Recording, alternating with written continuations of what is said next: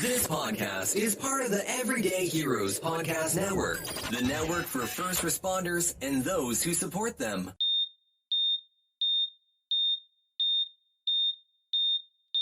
Welcome back to Scissors and Scrubs. Hi. I'm Nicole. I'm Laura. Laura, today is our what episode? Bridgerton. Bridgerton. Mm-hmm.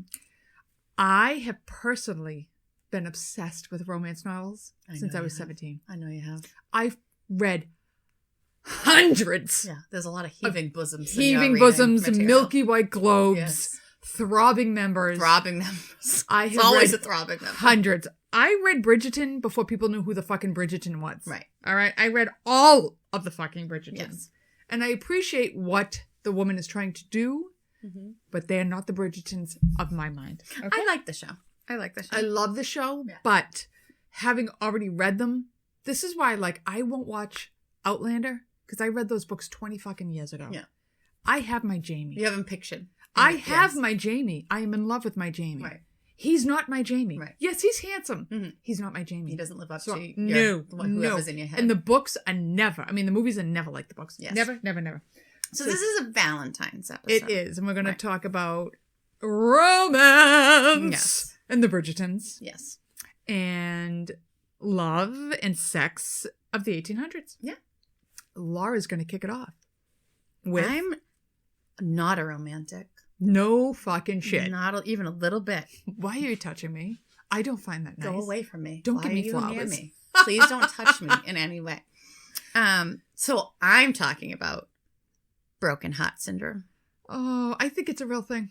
It is a real thing. I think it's a real thing. It's an actual. Have you ever had a broken heart?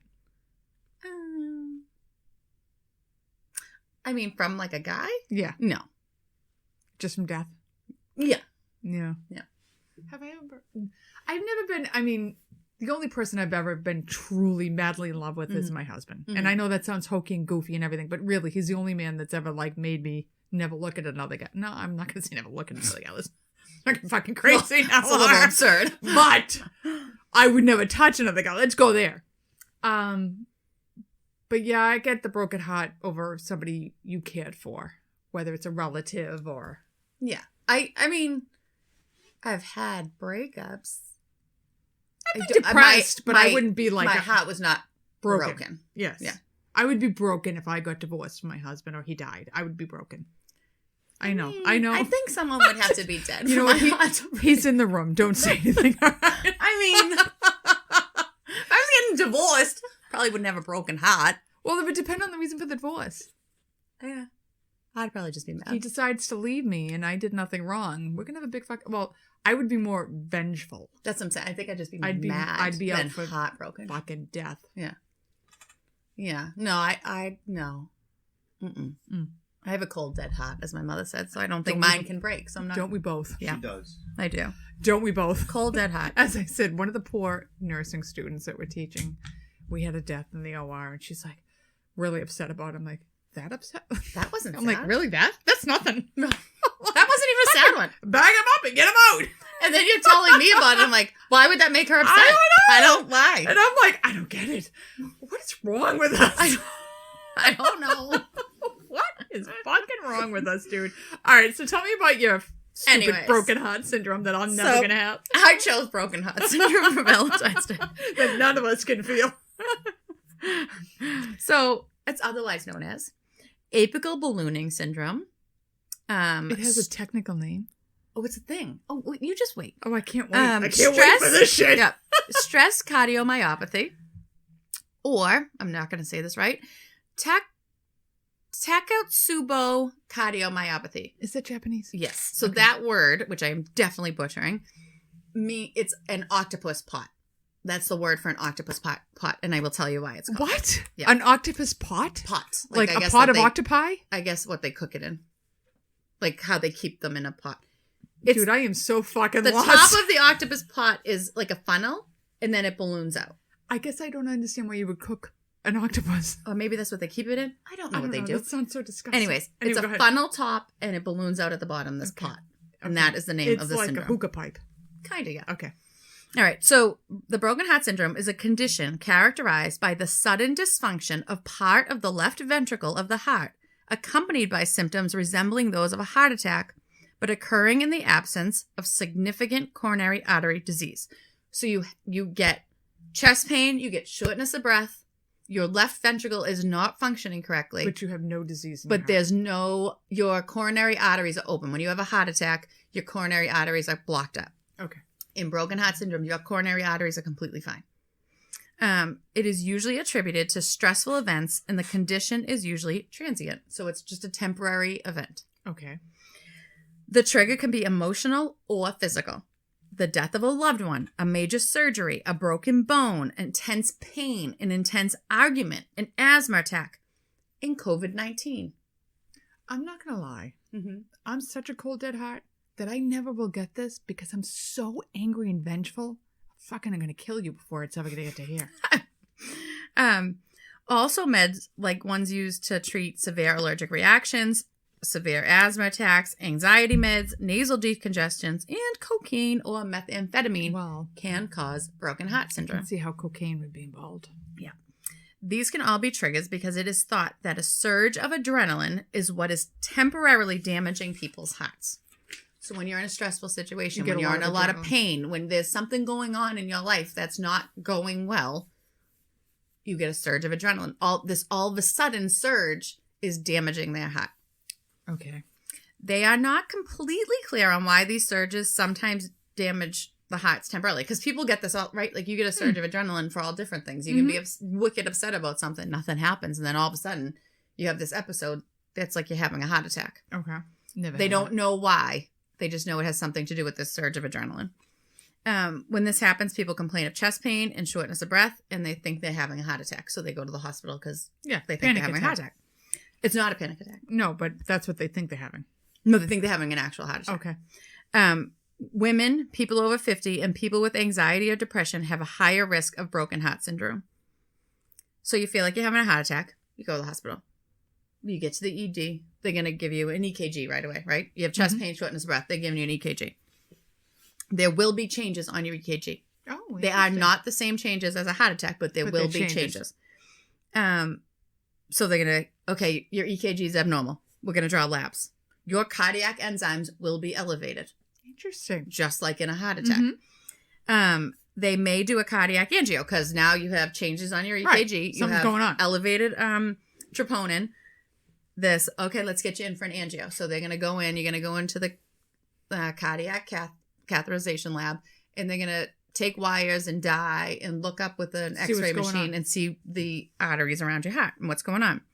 If you're having a heart attack, your arteries around your heart are clogged. They have blockages. When you have broken heart syndrome, they will be clear. So they're going to do this. Weird. It is so fucking weird. So they're going to do this angio, see that those arteries are clear, and pretty much right then say, you have broken heart syndrome. They can also do an echocardiogram, which is an ultrasound of the heart that shows the movement of your heart, the size of your heart, the shape of your heart. It will show if your heart is enlarged or has an unusual shape. The telltale sign of a broken heart syndrome is the unusual shape of the left ventricle.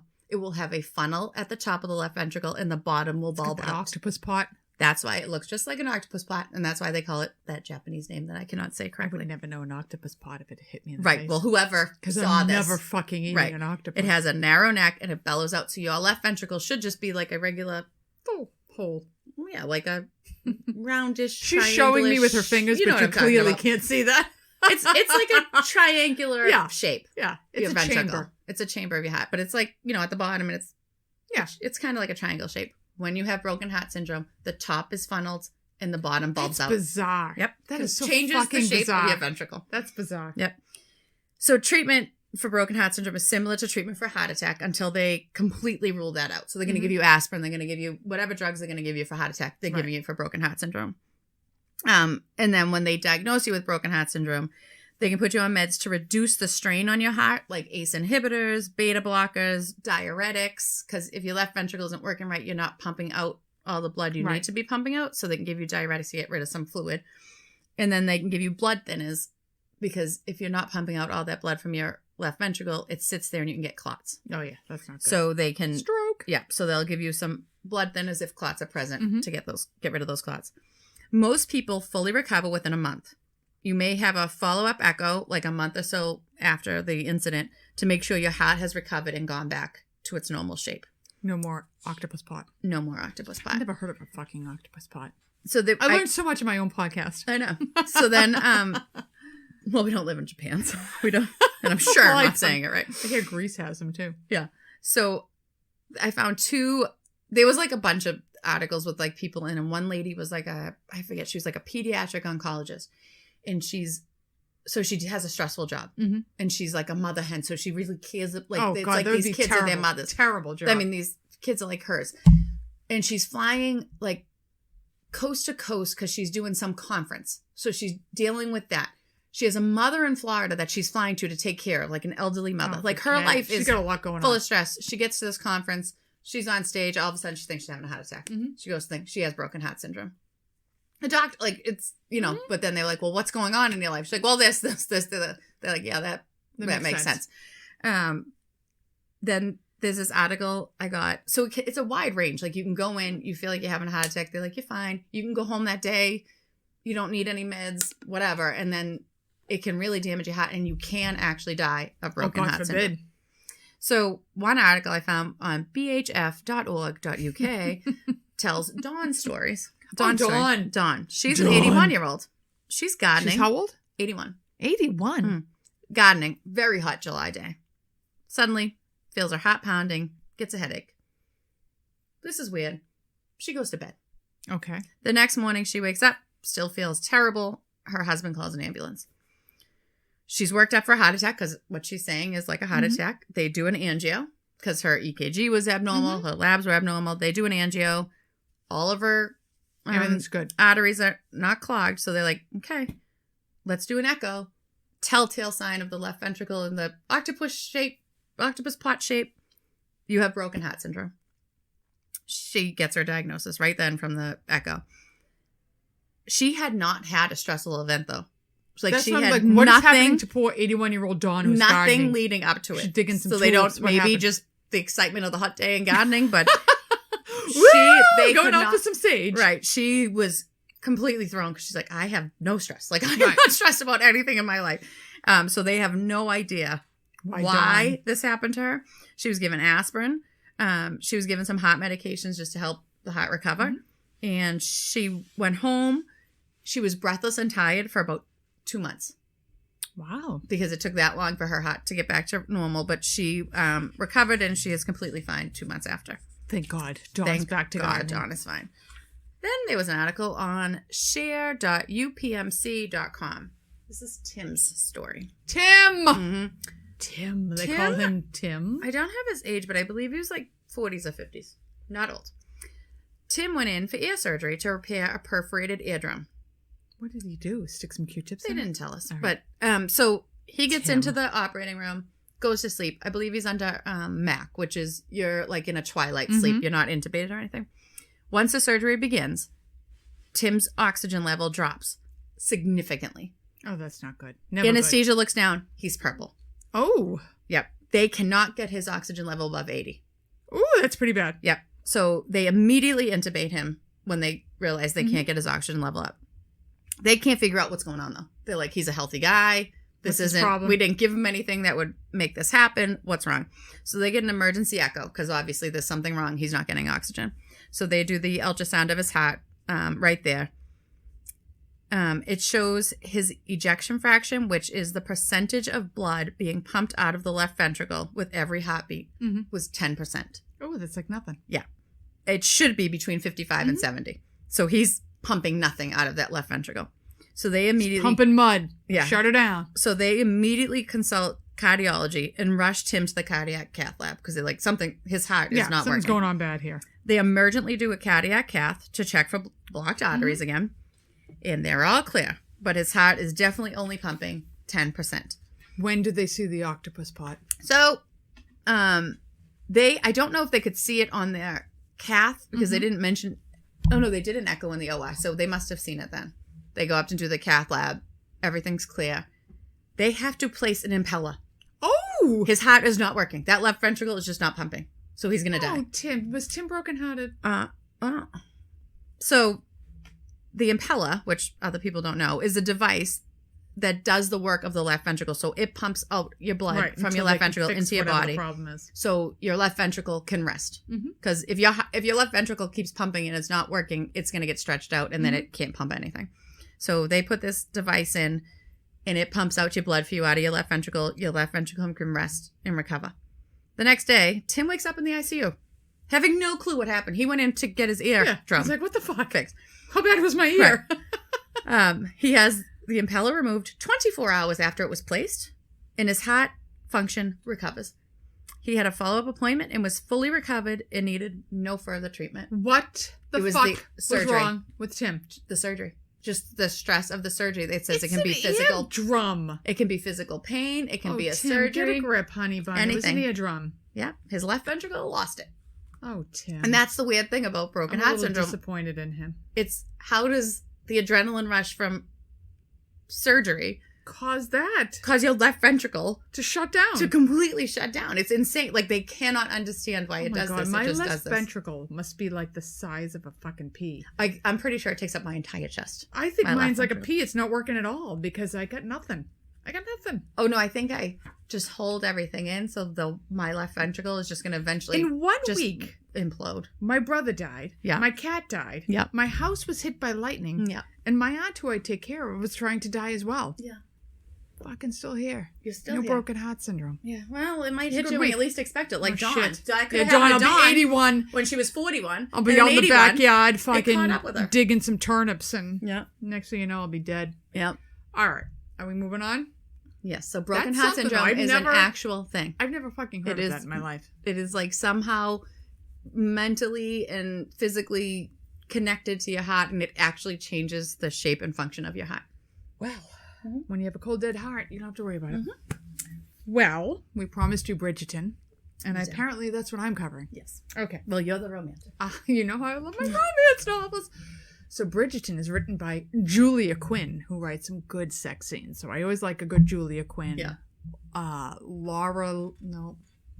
Lisa Leal Miller, one of them. I read a bunch of them. Yeah. And I've read like every Wallflower series. Right now I'm reading The Bastards, the Bare Knuckle Bastards. That sounds good. They're all hot. And I mean, these men don't exist. They're fucking hot. All right. So first, I like the historical romance. There's cowboy romance. There's motorcycle romance.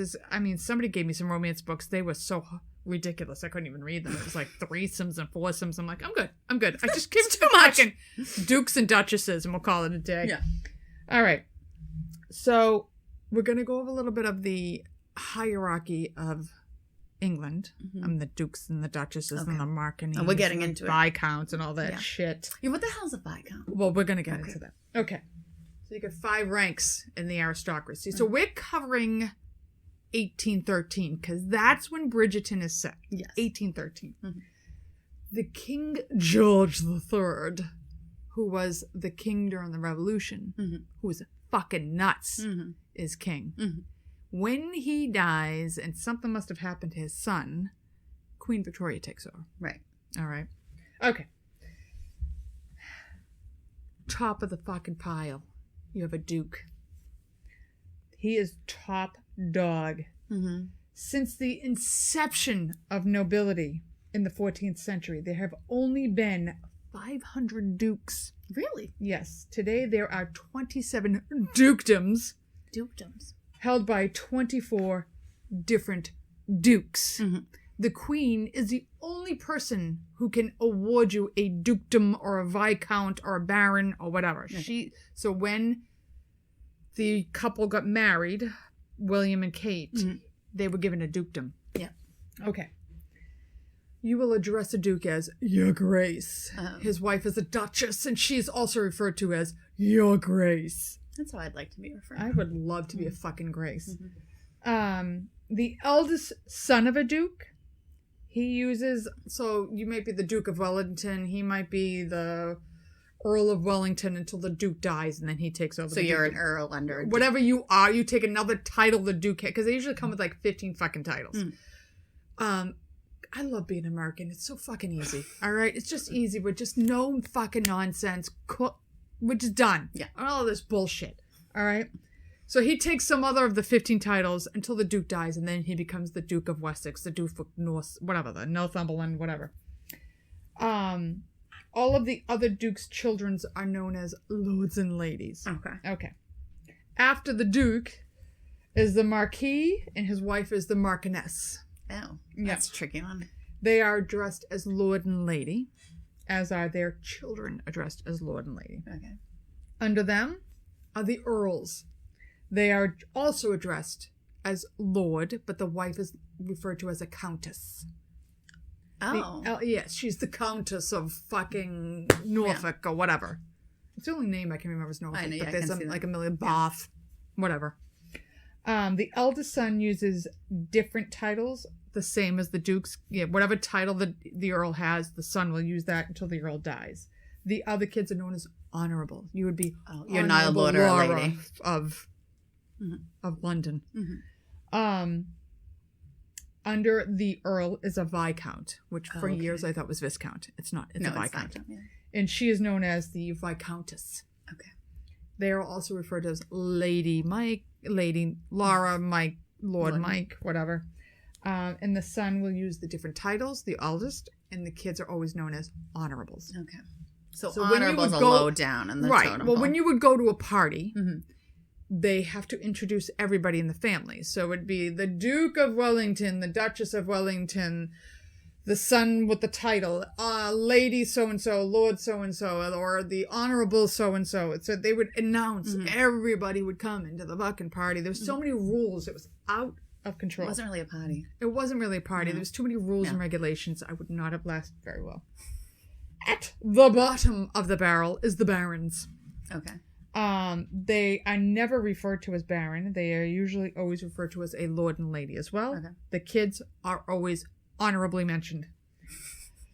So 1813 is known as the Regency era. Oh. So when you look at all of these times of England, you have the Regency era, the Victorian era, the Gregorian era, the Edwardian era.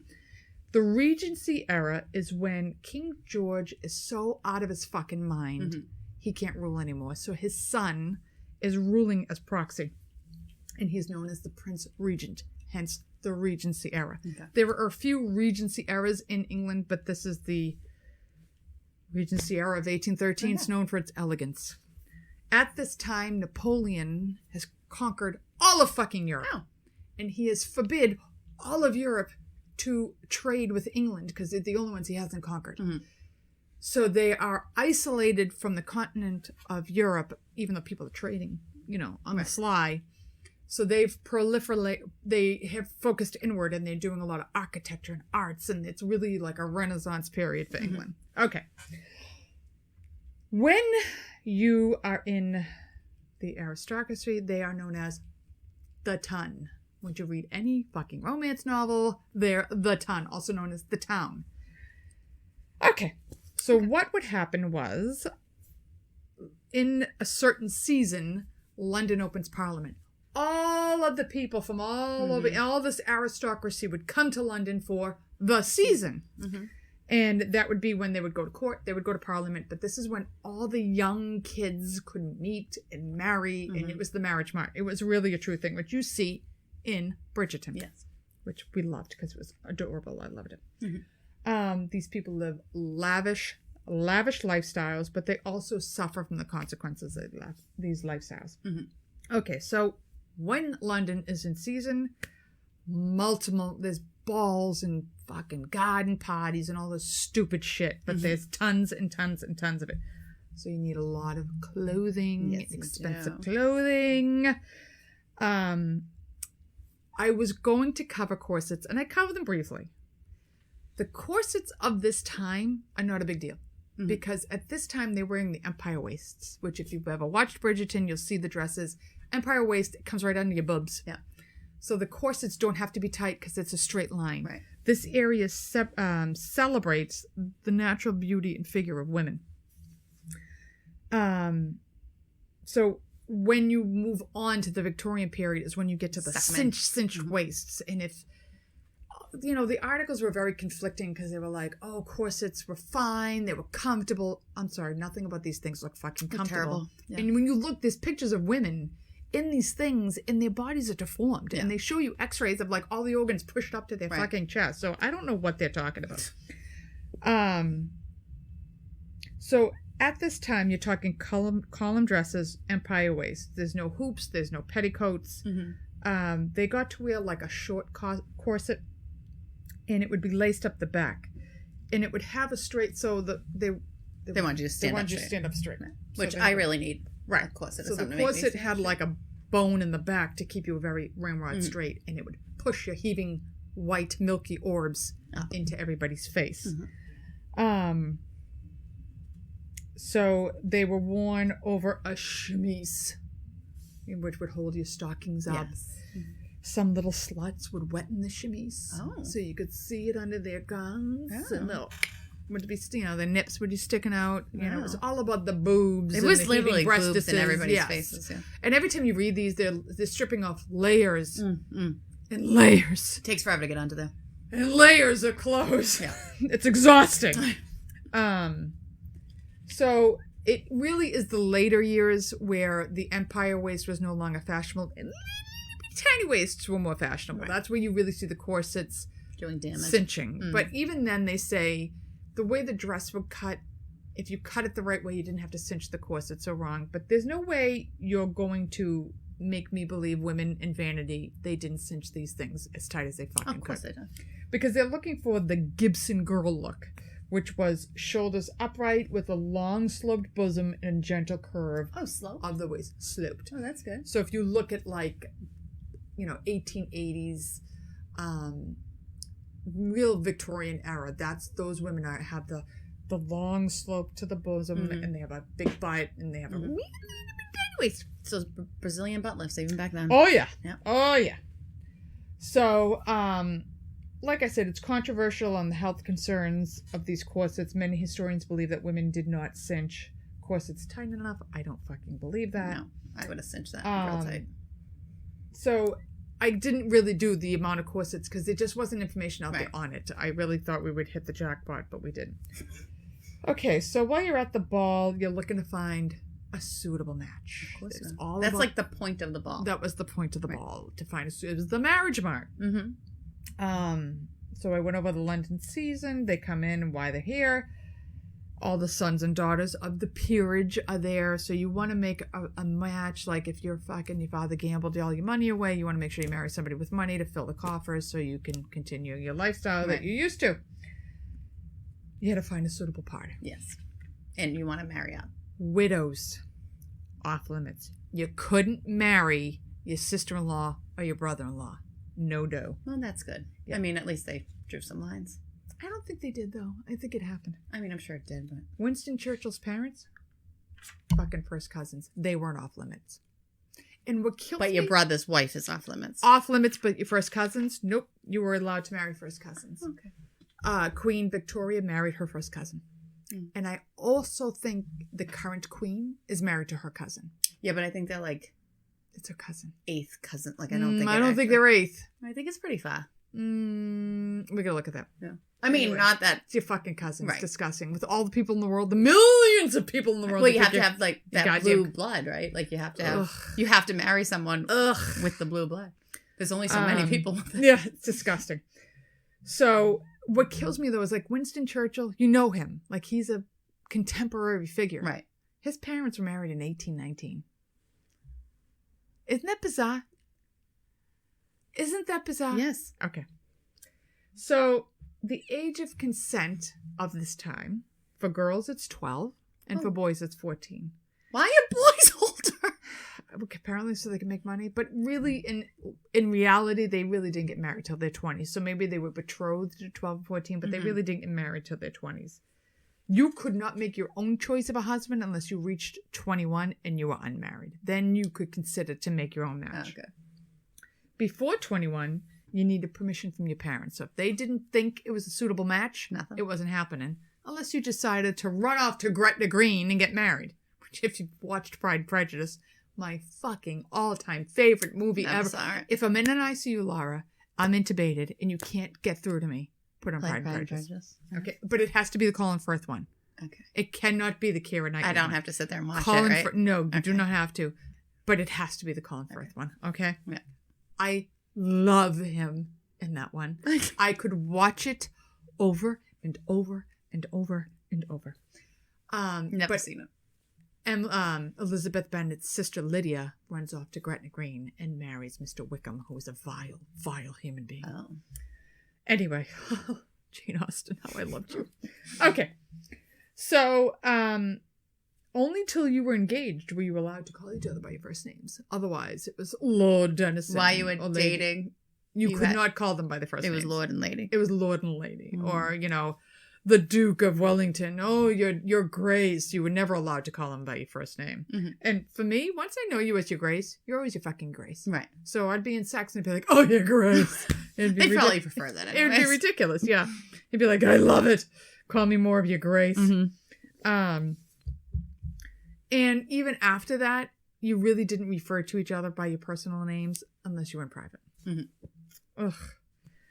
Respectable ladies were never alone with the gentleman. No. Ever. No. That was a grounds for marriage if you were alone with a gentleman. God, I would have been. Right now, Sam and Vienna, married. Married. They're going to get married. Married. Next week! She's defiled. They've been sitting in my living room for 45 minutes watching anime. Oh my God, you've been watching Avatar. You're done. Married. So engaged couples had to wait 3 weeks to get married. Only 3 weeks, Laura. You had to announce the banns and then plan your wedding, but it had to be at least 3 weeks out. Oh. And you had to date within your class. Well, of course. So I'd have been fucked. I'd have been a peasant farmer in Ireland. All right, because A, they were hot. A. And I go for the bad boys, so right. I wouldn't want the fucking milky white Duke. Sorry. No. So with all their rules, there was some rule breaking, wasn't there? Mm-hmm.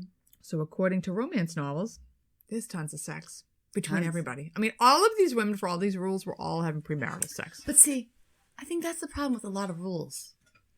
You break them. You got to break them. You have to break them. You got to break them. Yeah. All these women are having fucking heaving. If you know what amazes me, all these virgins have these incredible orgasms on their first time. Well, they're dukes. I mean, they don't... I mean, he must be fucking Magic Mike. Right. God damn. Right. It's like, really? I know. Yeah. That's my name. Yeah. Is that what you call him, Laura? Magic Mike? Yeah. Mm-hmm. Yep. Okay. Mm-hmm. Anyway. So how do they not get pregnant? How do they not get pregnant? Well, I have a few options here. Okay. None of them really fucking work to me. Okay. So married women would use breastfeeding for birth control. That doesn't work. No, it doesn't. Mm-mm. But according to them, they did. Okay. And at this time, actually breastfeeding, stopping with the wet nurse, and you actually breastfeeding your own fucking child? Shocking theory. Right. Well, then you're probably tired. Right. It came into trend. Because breastfeeding a woman does not ovulate or menstruate. And it makes her infertile for months. Not always a reliable form. I was going to say, do not take this advice. Not always a reliable form. If you were a healthy woman, you would be infertile for about 6 months. If you were unhealthy, it gave you about 18 months. Oh. But considering the amount of, like, the queen at this time, Queen Charlotte, had 15 children. Right. It doesn't Queen work. Victoria had fucking 9. Right. It didn't work. But please don't take this as advice. You could buy medicines to use as contraceptives. I'm afraid. Or abortion inducers. Uh-huh. Quote, if the party want not conceive, take 1 paper of powders and a glass of warm ale every morning after the man has been with her, and shall be out of danger. What was I don't know what was in Okay. that fucking powder, so don't ask. Yeah, it can't be good. Again, Can't be good. unreliable. Yeah. Didn't work, and you never knew what was in the powder. Mm-hmm. And that's not going to prevent syphilis, gonorrhea, chlamydia, and all the other fucking weird shit you get from men. All right. You could pull and pray. Ooh. We know how Also that works. not reliable. Somebody. Yep. Yeah. Okay. Not reliable, as semen can escape from the Cowper's gland before ejaculation. So you have a huge risk of pregnancy. Right. We have somebody we know that tried that. Didn't fucking work. Yeah. You have barrier devices. I can't wait to hear what Also these known are. as condoms. Yeah. Okay. Condoms were made of sheep gut. Yeah. And they had a lovely, cute, itty bitty, pink, sweet little ribbon at the end. To tie? Around the scrotum. Yep. Oh, God. Imagine. Yep. And they were reusable. So Ew. you rewash them. Yeah. Like, what are you dumping out in the toilet? Where are you going? With your wash basin? Like, what are you I washing guess you it just with? kind of dipped it and, you get the little pitcher. That's and what I mean, the basin. You washed it on the washboard. Who said that sheep gut would work? Like, who's the Sheep, first they person? still Well, you use could sheep's use gut. it I for a know, but- water but bladder. who's the Why first not a person fucking who's like, condom? let's Right, use it's sheep it's a guts. water bladder. You could use it for water bladders. The Yeah, the it shepherds. holds. It holds. Those sheep took a lot of abuse back in the day, Poor right? sheep. And apparently you worked in the fields. Let's fucking take some sheep gut over the pieces, a little red ribbon, boop, around the base, and call it a day. And why did it have to be Rinse pink? it off, a little That's soap weird. water. I wonder if that got rid of syphilis and gonorrhea. Can you imagine washing syphilis and gonorrhea Yeah, away no, thank in your you. fucking wash basin? No one's washing it. They're guys. No one's washing it well. But is it just sheep, or can you use other animals? It was sheep. I would think you could use other animals, but sheep were apparently abundant in fucking Ireland and England, okay? So, they were hard to find. They were sold in London, England. And they were used more to prevent disease. Right. They really didn't give a shit about pregnancy. They just keep the fucking syphilis, the pox, away from people. Because Yeah. syphilis, you have Al Capone fishing in a pool at your late days. Yeah, it's not good. Most men would purchase them to have extramarital affairs. Because all these peerage, you didn't marry for love and beauty. You No. married because you had a ton of fucking Right. money and you were fucking all the prostitutes in Right. town. All right. They were female medicines. Oh, boy. Functional as, oh my God, I'm never going to pronounce this. Emmenagogues. I feel like that's something out of Stranger Things. Demagogues. Yeah. Emmenagouges. They were used to induce and hasten menstrual flow and cause a miscarriage. Oh. Okay. Okay. Now, I tried to look up every single one of these ingredients unsuccessfully. So don't ask me what they fucking Okay. are. Okay? Pennyroyal. I know that's a mint. Okay. Rue hellebore. Okay. Hellebore. Mistletoe. Oh, well, I know what mistletoe is. Yeah. But it does a million goddamn things. Yeah. Savin. Foxglove. Queen's Anne lace. Isn't that's poison? Yes, you Yeah. would think these are all poison. Yeah. Yeah. Aloes. Bloodroot. Ergot, which I remember was the poison inside the grains when Yeah. they rotted in the fields during the Black Plague. Yeah. Econitum. Okay. Sounds terrible.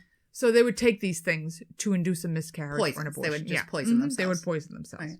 You could use syringes for douching. Mm-hmm. Douche. What a word. Yeah. You would fill the syringe and pump fluid up into the hoo-ha Mm-hmm. to rinse out unwanted material. Unwanted material. Or just push it further out. You know Into what I mean? the tubes where it can get right. nice and really, fertilized. it actually needs to be. If none of these worked, you ended up with an unwanted pregnancy. Yeah. So laws of the time forced unmarried pregnant women to identify the man that was the father, which all he's going to do is deny It doesn't that give- he's the fucking right. father. They don't give a shit. Right. But you know how England likes to pass all these fucking laws. So they passed Right. the Bastard Act of 1733. I'm going to court to enforce the Bastard Act. The Bastard Act of 1733. You must say who your father is. Luke, I am your father. But all this happened as many left unwanted children at the foundling hospitals in London. Lovely. And those kids did not have a nice fate compared. So pregnancies at the time, Mm-hmm. mortality rate for women was 20% or higher. It's fucking Pretty high. high. It's fucking high. Yeah. The greatest risk to women's health and the single most common cause of death was pregnancy. Or delivery, I should say. That's crazy. Men were not part of the birthing process. What? Oh, I'm shocked. I know you're shocked. You just go, oh, you have an heir. You have a spare. Mhm. It was the women. It was Like midwives. the maids and The midwives. They made all the decisions. You have a Dr. Charles White who describes what the birthing room was like. Mm-hmm. It was a large fire would be built in the hearth, and by the heat of the chamber, amid the breath of many, many people, the whole air is rendered foul and unfit for respiration. That's Blech. disgusting. So you know there's like poop, and there's like period blood, and there's afterbirth, and there's It's a lot of nastiness. It's a lot of nastiness. Birthing is not a pretty process. No. Did And they the smell ask is you not. if you wanted a mirror when you gave Oh, birth? yeah. I was like, I don't want to see that I was shit. like, absolutely not. They also asked me, do I want to touch him? No. I was like, he is getting nothing from me till he gets out of my goddamn body. It was 3 hours of hard pushing. I didn't know what hard pushing was No. till that fucking I kid didn't came out of push my hard, cooch. but I You know. still didn't want to No, see I don't it. want to touch it. I I've don't want to seen see it. I don't want to see me do that. Though my husband's face has never been the same Well, since he saw that come out of my cooch. Well, I don't think it was that. It was he thought he had brain damage because they, when Cone. they pushed the skull together Yeah. to get them out, he thought he damaged the baby, but didn't say anything No. until after, and he said, "I think he has brain damage." I'm like, "What?" He's like, he smushed his head completely together. I'm like, "What?" He's like, when he took him out, he just smushed. I'm like, "That's why they're not. That's why the plates aren't sutured in place so they can get it out. How do you think that head's coming out of there?" I think he's brain damaged. I'm like, Jesus Christ, you didn't say anything then? No. A year Okay. after I gave birth, my husband looked at me and I was like, so did they just like pull him out? Like what happened? He goes, well, they went up and got him. He goes, I didn't know you could put both hands up there that far. I was like, wow, and yet you still have sex with me. Yeah, oh, they God don't care. bless. God bless. But this is why men don't belong in the delivery No, room. I no. totally agree with this. You know period. what? He was just... There's a lot of questions. They He have a wasn't lot of there. questions. He wasn't there. It's really overwhelming for them. It was very overwhelming. I don't He didn't want to expect talk that. to you. And I'm not a Lamaze person, so I didn't go to classes. I knew it was coming. I went to classes for him. No, I Yes, didn't. I should have. I'm I also should not have. sitting here giving you a play-by-play description of what they're doing. True. I should have because he had no fucking clue what was coming. And I he was kind literally of like horrified. Woke him up because there was something wrong with Jack's heart rate. So he was sleeping the whole entire time. And that's where I wanted him. I didn't want to have to talk to him. I woke him up. I was like, if they run me out of this room, it's fine. They'll have the baby out in like 2 minutes. He's like, huh? Right back to Can sleep. I go back to sleep? Yeah, right back to sleep. I'm like, okay. Just in case he woke up and we weren't there. Yeah. I was like, all right, great. No, Brian was like in fucking shock. Yeah. So he also says, as soon as she is delivered, if she is a person in affluent conditions, because apparently if you're poor, you are fucked, she is covered up close in the bed with additional clothes. Curtains are drawn around the bed and pinned together. Every crevice in the windows and doors are stopped closed, not excepting the cold keyhole.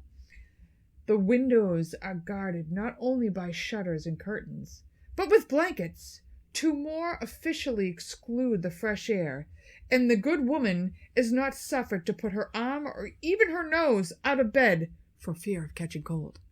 So you're in a stinky ass, hot fucking room with no sunlight. No. You know, like, even when you wake up in the morning, your room is not fresh. Right.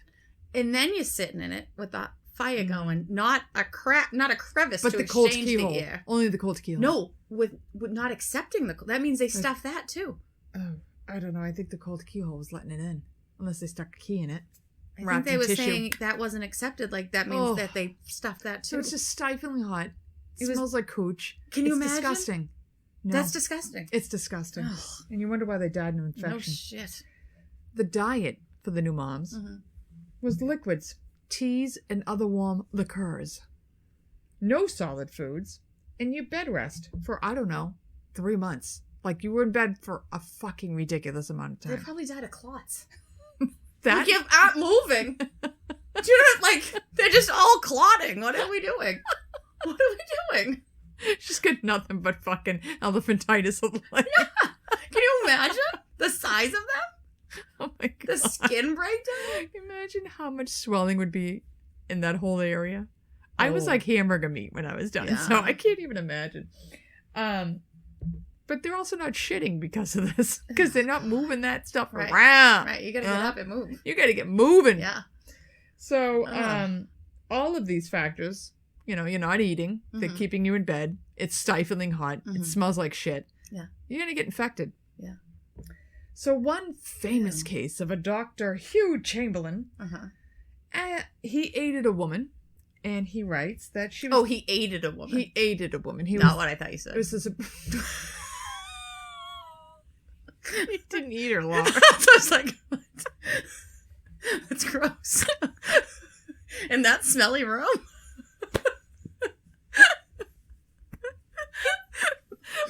that shit come out of her vagina. God, they don't even have pad. Like, they're just bleeding into the bed. I gotta get me some of that. Fucking You're a sick motherfucker if you want to get in there after all that's come out of it. The smell of that room alone should put you off of it. I mean, God. It's fucking gross. No, he ate her. He helped her. Stop saying Aiden. All right, let's try that again. Okay. He helped her. She Thank was you. a patient of his. She had taken ill of a pain in her right side under her short rib, which they spelled R-I-B-B. Oh my God. With great difficulty of breathing, having only 14 weeks left to deliver. Though she probably wouldn't have minded been eaten out with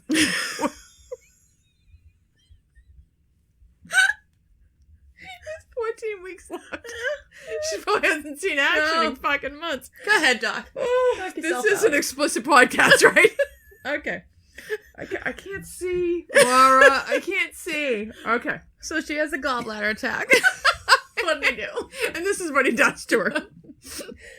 Okay. In a space of 9 days, he makes her vomit 4 times. And then he purges her. Which God knows what that fucking was. I don't know. Enemas. I don't know, but he purges her 4 times. Hopefully the windows are open. And then he bleeds her 3 times for the amount of 8 ounces at a time. It seems like a small amount to bleed somebody for. Why would you bleed her at all? I mean, why do they bleed people? I don't get this. I don't know. All right. They gave her something to raise a spitting. I don't know what that means. And like, why do Ipecac? I don't know. Is it why are we spitting? I don't know. Okay. Which then provided swelling and ulcers in her mouth. Ugh. After 3 to 4 days, she completely fucking miscarried this, 6-month baby. Could you imagine miscarrying a baby of that size at this time? Yep. And then she was so upset over it, she languished and died. Oh, God. He's found guilty of malpraxis. Good. And he's fined 10 pounds. That's for her death. Terrible punishment for him. Piece of shit. So if you couldn't deliver it through the China, you could have a C-section, which was 100% fatal. Oh, good. Well, I'm gonna die this way or that way. This way or that. You can give her this, or you can give her that. You can give her this. Okay. So it was 100% fatal. So mostly it was done after the mother had already shit the bed. Yeah. And they were trying to save the baby. The best version I've ever seen of, what was it? You watched Downton Abbey, right? Yes. Do you remember when Sybil died? Yes. And if you haven't watched it, I'm sorry, I just ruined it for you. Yeah. But she dies of preeclampsia. Yeah. Or eclampsia. And they're going back and forth, whether she should have a C-section back and forth. That was one of the best it was really death good. scenes. I mean, oh God, I cried my fucking eyes I know, out because it was didn't see Sybil dying. Oh, no, Frances. it was like her story was always... Yes, and you were like, she gave birth, she's all set, and all of a sudden she starts seizing, she's done. Okay, I'm off track. If the actual birthing process didn't kill you, due to the loss of blood, you could get puerperal fever or blood poisoning, which would set in.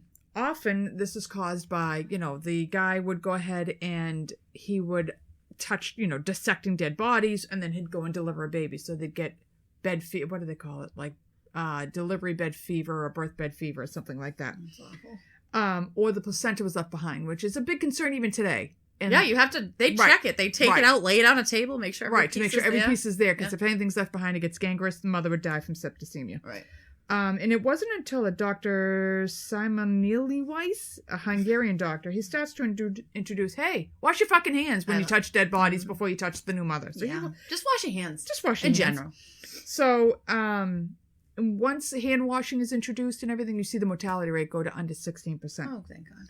So, Regency era. Basically, don't have premarital sex and have an unwanted pregnancy because you got to put that sheepskin over your junk with these little red... It was called a French letter. I don't know why it was called a French letter, but it's called a French letter. Or... French letter. A French letter. Okay. Or you're having a baby that could kill you. Right. Or a baby you couldn't afford. Right. Or you couldn't marry the guy of your dreams because you're knocked up. Right. So you just had to keep it in your goddamn pants till you married the Duke or the Lock Duchy. it up. Lock it up. Lock it up, baby. Lock it up. Yep. So that's that. It's lovely. It's a lovely story. Happy Valentine's Day. Valentine's Day. We're actually re-recording this because something got lost in translation and you missed Laura and I talking about our engagement stories. Do we want to cover these again? Romantic. Laura got engaged in a basement, and I got Quick engaged. rundown. Mike said he had to pee, got down in front of me. I told him not to pee, and he proposed to me. That's And quick rundown. Mom proposed to. And basically, my husband needed a lot of alcohol to propose to me, and got down on his knees in front of a rotted fish with a rainbow, and I got proposed to as well. And neither one of us wanted to hang around. We had to go tell our friends immediately. Immediately. That's like the best part of getting engaged. Yes, it's showing everybody Right. your ring and Look that. it. Look it, I'm not a loser. Somebody loves me. Someone wants to marry me. Look it, somebody wants to marry this. Shocking, I know. And then we discussed how 20 years later, there's no heaving breastises, no throbbing members, but I still love him. Yeah. God bless. He puts up with this shit every single day and still loves it. Yeah. I came down today. I got my jeans on. I actually took a shower. I have a little makeup on. He's like, baby, you look good. He like, all of a sudden, he's like, I was a whole new woman. He's like, look at you. I'm like, oh, I love that you still love me after all these years and 3 kids and saggy boobs. Thank you. I do come down every time I go out, and he's always like, oh, you look good.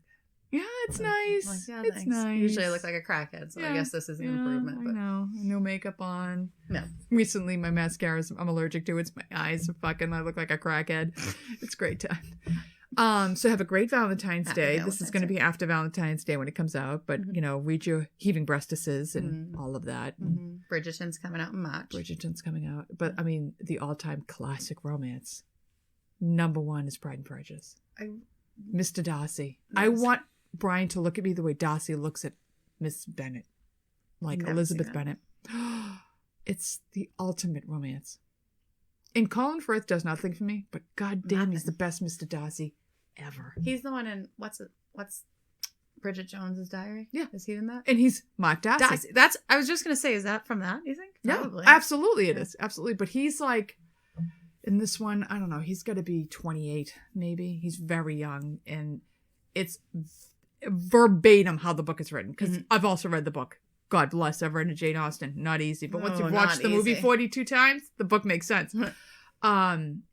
Verbatim. Have read like it's verbatim, and it's just. He is so intense the way he looks at her. Yeah. Well, he's just an intense guy. He's an intense guy, but the story starts with him coming into town, and he's extremely wealthy, and she's borderline poor. And he completely thinks like, all these people are poor, nobody's worthy of my time. And she's like, fuck you. Right. Now she won't give him the time of day, and he can't get enough of it. That's always works. At one point, he proposes. He's like, "Put me out of my misery and marry me." And she's like, "Seriously, that's how you propose to me?" And she basically tells him to go fuck himself again. Yeah. Takes off, and then sees where he lives, and she realizes all these good things he's done, and she falls in love with him, and then he helps her, and it's just my favorite story of all times. I couldn't even tell you a romantic oh my god, I can't get movie enough that I like. I love all rom-coms and all that stupid shit. You were watching that. Well, The Town. Show. I mean, he loves her. He's banging her, yeah, a lot, and he leaves money in the leaves dirt in the garden with the Clements. Come meet me in Florida. I mean, that's pretty sweet. Yeah, what's that show you're watching? That Emily in Paris. Oh no, I love that. Emily in Paris. Come on, how many of us would meet that many hot guys in Paris? It wouldn't happen ever, but I mean, it's nice to think. All right, now the question is, okay, the French guy. All day long. The French guy. I don't even have to ask me. Though I do love. What's his name? Oh, I know, I do love him. Alfie. I love Alfie. He's a little bad boy. I love him. But there's just something with that French guy. Oh, he's so hot. And I don't even know that he's hotter than that guy. It's just there's something about him. He's my type all day long. Tall, blonde, blue eyes. Right. It's my look every day. But there's something about their connection or something that's why I like him better. So what do you think season 3 is bringing? I think she's going to pick Alfie. I don't think so. I don't want her to. These two have to end up together. I know. I just think it's going to spin out and then go back. I don't know. We'll see. Oh my god, I can't get enough though. He's so goddamn hot. Good. But she's met hot guy after hot guy after hot. You know who's fucking hot in that show? The guy that's having the affair with Sylvia. Yes. Holy shit. Yes. Yummy in my tummy. He reminds me kind of the sock Beckham. David Beckham. Yes. Something about him. So handsome. Yeah. Holy shit. Yeah. And I don't find her attractive, but she dresses so goddamn sexy. I can't stand it. The boss. Yes. I love how she dresses. Yeah. She's just attractive because she's so like aloof. She's sexy. She's very sexy. Yeah. But goddamn, is he hot? Watch Anyway. Emily in Paris. Emily Paris. Excellent. A lot of hot men in Emily in Paris. Lots. We had a massive snowstorm hit us, and I spent the entire day watching Emily in Paris. Brian's like, "You're gonna watch another one?" I'm like, "You fucking right I am. I'm getting through 2 seasons, buddy. I got a lot to go." I got a day. It's very predictable. It's very silly, but I couldn't get enough of it. Perfect show to watch. And all it does is make me want to eat and go to Paris. Yes. That's all I wanted to do. I wanted to eat bread and cheese all day long, and maybe drink some wine. Okay, so we are preparing for our episode on bullying and eating their young. Nurses.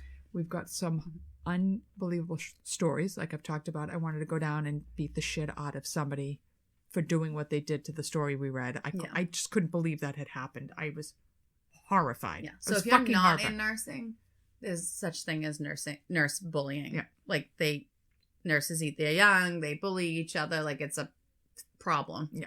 I've never experienced it, but it is a problem. I think nursing attracts very needy women who need to be needed.